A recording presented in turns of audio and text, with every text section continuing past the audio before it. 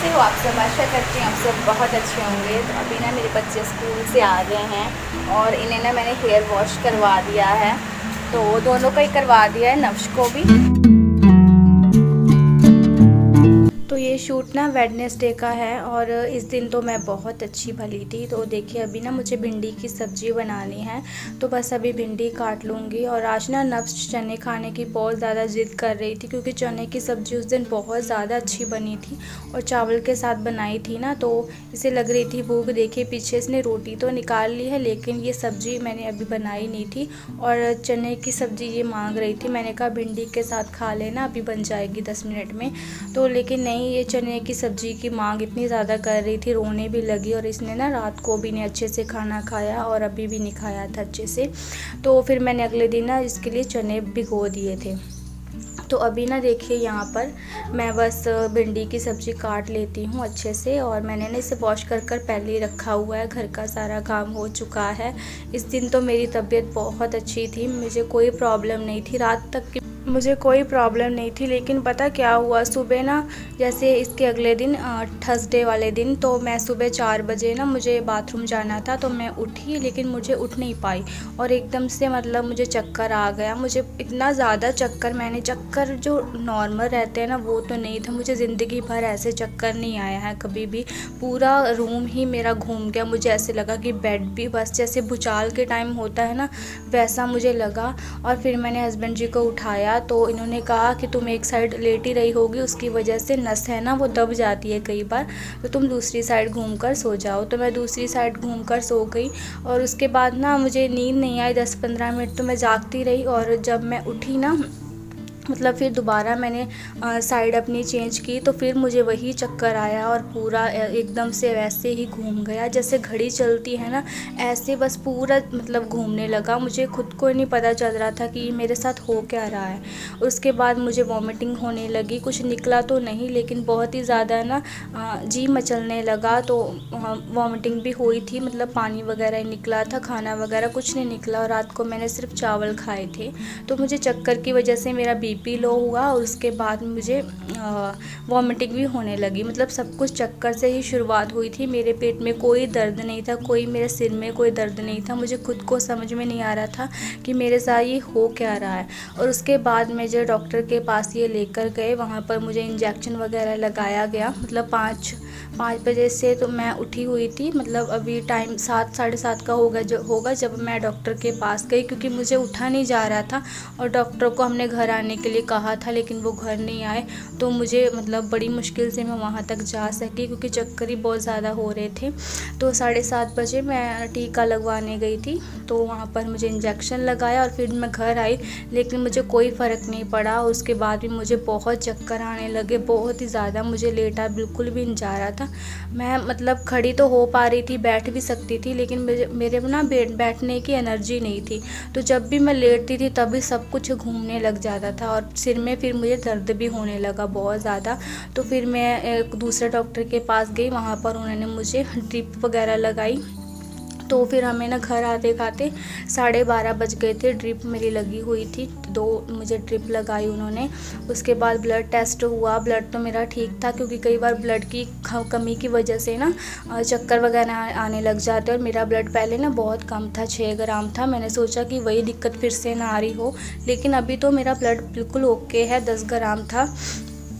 तो ये सब कुछ ना मेरे साथ थर्सडे वाले दिन हुआ था, तो मैं कुछ नहीं अच्छे से कर पाई।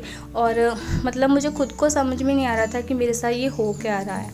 तो देखिए बस ये अभी बातों बातों में ना मैंने भिंडी बना ली है और इस टाइम ना मेरे पापा आ गए थे और फिर मैंने उनके लिए चाय रखी हुई थी बनने के लिए।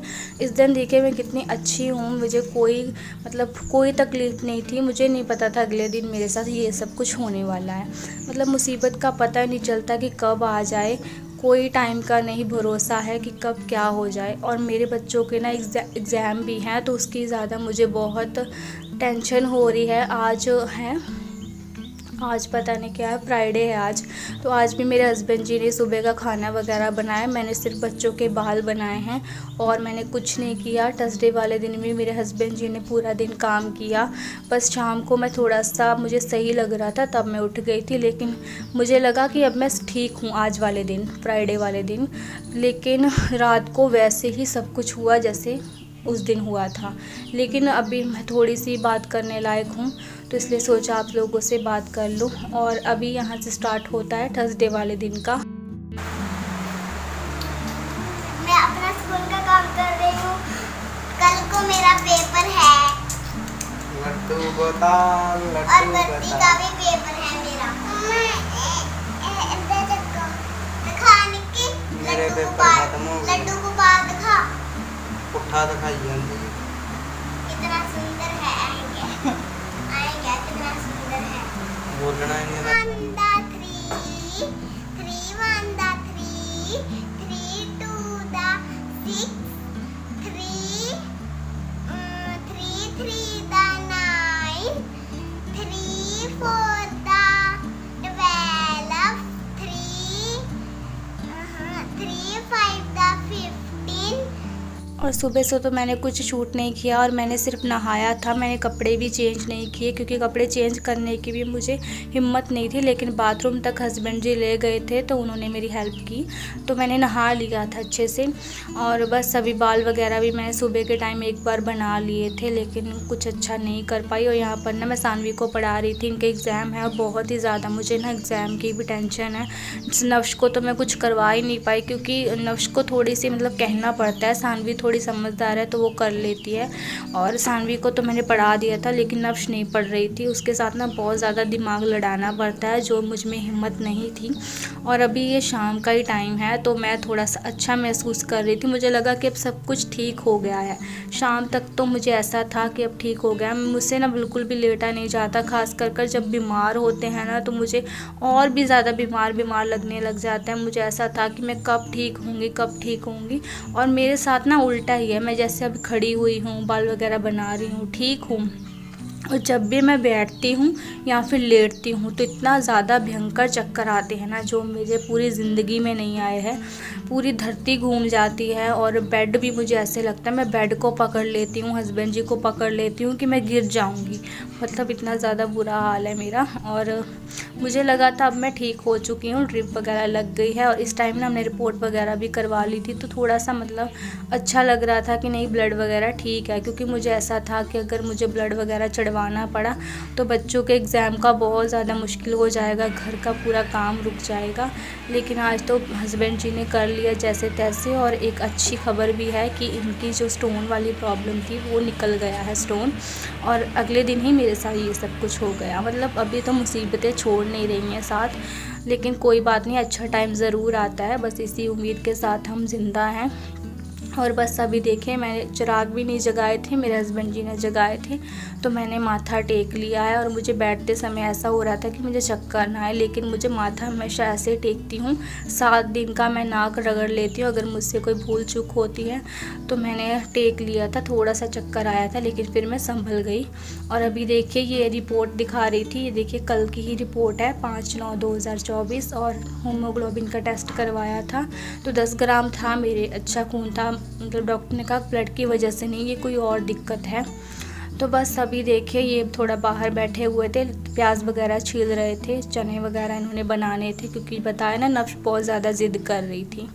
तो यही है कि बस मुसीबत का कुछ पता नहीं चलता कब किधर से आ जाए, लेकिन भगवान का आशीर्वाद हमारे साथ है। लेकिन हमें मुसीबतें का तो सामना करना पड़ता है, लेकिन उनका आशीर्वाद हमेशा हमारे साथ है कि अगर कोई प्रॉब्लम होती है तो वो हमें कुछ रास्ता भी दिखा देते हैं।